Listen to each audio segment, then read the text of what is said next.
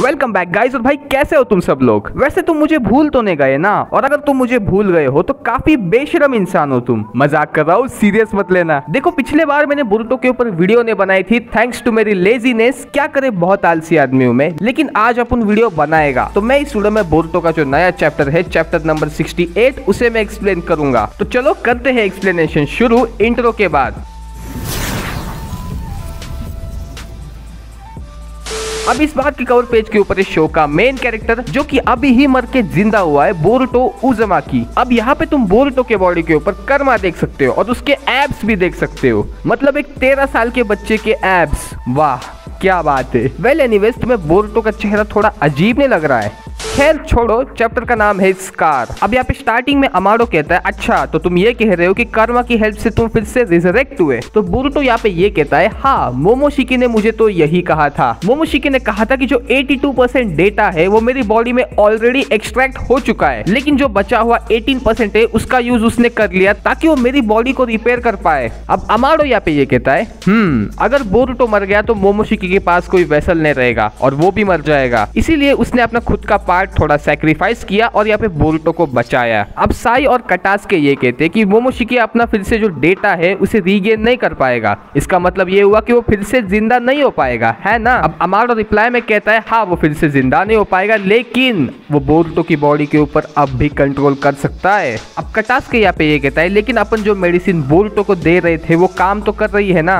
तो जब तक अपन बोरुतो को वो मेडिसिन देंगे तब तक मोमोशिकी उसकी बॉडी पे कंट्रोल नहीं कर पाएगा। लेकिन बोरुतो यहाँ पे ये कहता है, नहीं मुझे अब वो दवाइयाँ नहीं चाहिए। मुझे अब ऐसी फीलिंग आ रही है कि मोमोशिकी की जो पावर है उसे मैं काफी बेटर वे में कंट्रोल कर सकता हूँ। अब यहाँ पे सीन शिफ्ट होता है कावाकी के ऊपर जो कि एकदम बेहोश पड़ा हुआ है और सुमिरे यहाँ पे ये कहती है कि इसने अपने चाक्रा का यूज थोड़ा ज्यादा ही कर लिया, इसकी वजह से ये बेहोश हो गया। मुझे ऐसा लगता है कि कावाकी को लैब में लेके जाके एक बार फिर से चेक करना पड़ेगा। देख रहे हो यहाँ पे सुमिरे को कावाकी को फिर से चेक करना है, वो भी लैब में, वो भी अकेले में।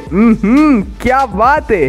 अब शिकामारु ये कहता है, ये तुम मुझे क्यों बता रहे हो? जाओ अपने मास्टर अमाडो को बताओ ना। और हाँ, मुझे उस हरामी से कुछ कंफर्मेशन भी करनी है। अब ये ऑब्वियस है कि वो जो कंफर्मेशन है वो कावाकी के कर्मा से रिलेटेड होने वाली है। अब नारुतो यहाँ पे ये कहता है, जब कावाकी को होश आ जाए तब मुझे बताना, मुझे उससे कुछ जरूरी बात करनी है। ये कह के भाई नारुतो यहाँ से चला जाता है और शिकामारु भी चला जाता है। लेकिन यहाँ पे रास्ते में शिकामारु को कौन मिलता है? सास्के। मैं बता रहा हूँ, सास्के की अपीयरेंस काफी अनएक्सपेक्टेड होती है। अब सास्के यहाँ पे ये बताता है कि उसके पास कोड से रिलेटेड इंटेल है। अब दोनों यहाँ पे किसी अलग लोकेशन पे जाते हैं जहाँ पे शिकामारु कहता है, क्या बोरो की फैसिलिटीज? मुझे लगा कि वो सब तो खत्म हो चुका है। अब सास्के यहाँ पे ये कहता है कि लैंड ऑफ स्नो के बॉर्डर पे एक हिडन स्ट्रक्चर है जहाँ पे प्रोबेबली कोड हो सकता है और मुझे ऐसा भी लगता है कि वहाँ पे शायद ह्यूमन एक्सपेरिमेंट होते हैं या फिर कारा का कोई रिसर्च एंड डेवलपमेंट डिपार्टमेंट हो, और हो सकता है ऐसा कि वो साइबॉर्ग्स को डिस्पोज करने की जगह भी हो सकती है। अब इससे तुम आइडिया लगा सकते हो कि भाई सास्के कितना इंटेलिजेंट है। मतलब इंटेल कलेक्ट करने के मामले में भाई इसका कोई तोड़ ही नहीं है। इसके बाद सास्के पूछता है, क्या मैंने जो कावाकी के बारे में सुना वो सही है? दैन शिकामारु कहता है, हाँ एक्चुअली कावाकी ने बोरुतो को मार डाला था, वो भी नारुतो और मेरे सामने, लेकिन थैंकफुली बोरुतो अभी भी जिंदा है। देन इसके बाद सास्के पूछता है, बोरुतो कहाँ है? देन शिकामारु कहता है, अपने दोस्तों के साथ ही होगा। अब सीन शिफ्ट होता है कोड और ईडा के ऊपर जहाँ पे ईडा ये कह रही है, तुम्हें तो खुश होना चाहिए,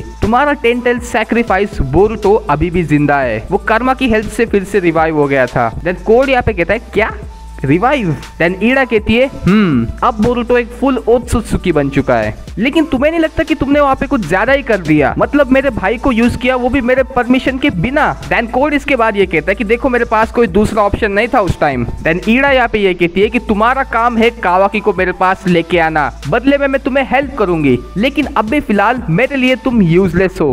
अब कोड यहाँ पे ये कहता है, ओ इसका मतलब ये है कि अब हम कॉमरेड्स नहीं है? सुन के दुख हुआ, लेकिन मैंने मेरा प्लान बना लिया है। अब कोड यहाँ पे शिकामारु के गले पे जो बेल्ट है उसके हेल्प से सारी बातें सुन रहा होता है। अब शिकामारु यहाँ पे अमाडो के पास जाता है और अपने को पता है कि भाई यहाँ पे अब क्या होने वाला है। शिकामारु अमाडो से पूछता है कि बताओ तुमने कावाकी के कर्मा के साथ क्या किया। देन इसके बाद सीन शिफ्ट होता है बोरुतो के ऊपर जहाँ पे बोरुतो की चेस्ट को हाथ लगा रही है सारदा। बताओ यार क्या क्या हो रहा है यहाँ पे।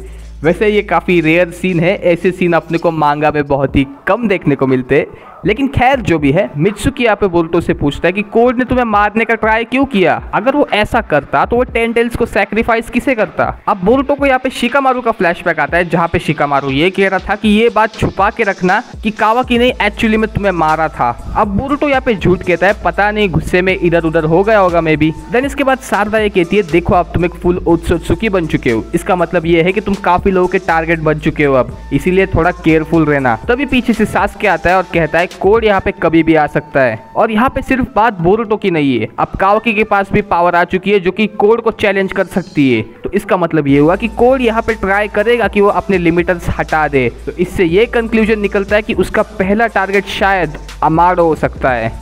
मुझे समझ नहीं आ रहा किशिमोटो कितना ट्राई करेगा सासुके को इंटेलिजेंट दिखाने का, मतलब कितने मोमेंट्स है भाई इसके। और अब यहाँ पे फिर से सीन शिफ्ट होता है अमाडो और शिकामारू के ऊपर, जहाँ पे अमाडो ये कह रहा है कि कावाकी ने ये डिसीजन खुद लिया है, नारुतो को बचाने के लिए कावाकी कुछ भी कर सकता है। लेकिन तभी शिकामारू के गले पे जो बेल्ट था उससे कोड बाहर निकल के आता है और यहाँ पे एक जबरदस्त किक मारता है शिकामारू को। एंड देन इसके बाद कोड अमाडो को पकड़ता है और कहता है, चल भाई मेरी बॉडी से जो लिमिटर्स है उसे फटाफट हटा, नहीं तो भाई तेरी खैर नहीं। और ये बात इनो को भी पता चल गई है कि एक विलेज में अननोन चक्रा आ चुका है। अब इनो यहाँ पे शिकामारू से कहती है कि क्या मैं रीइंफोर्समेंट भेजूं, जिसके रिप्लाई में शिकामारू कहता है उसकी कोई जरूरत नहीं है, तुम सिर्फ नारुतो और बाकी सबको बता दो।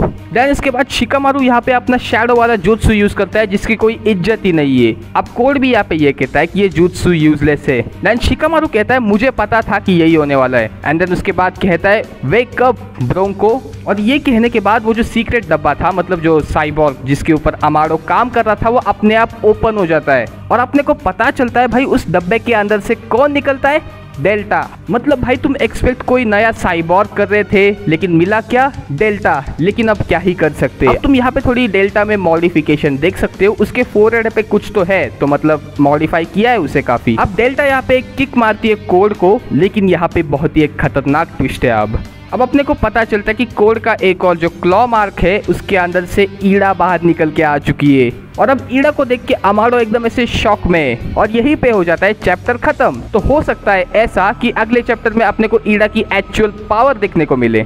बाकी तुम मुझे बताओ कि तुम्हें कैसा लगा आज का चैप्टर, और अगर तुम्हें वीडियो पसंद आ गई होगी तो लाइक मार देना, और चैनल पे नए हो तो भाई सब्सक्राइब करो ना। सब्सक्राइब क्यों नहीं करते हो तुम, सब्सक्राइब करो। तो चलो अब मैं भी जा रहा हूँ, मिलते हैं नेक्स्ट वीडियो में, बाय।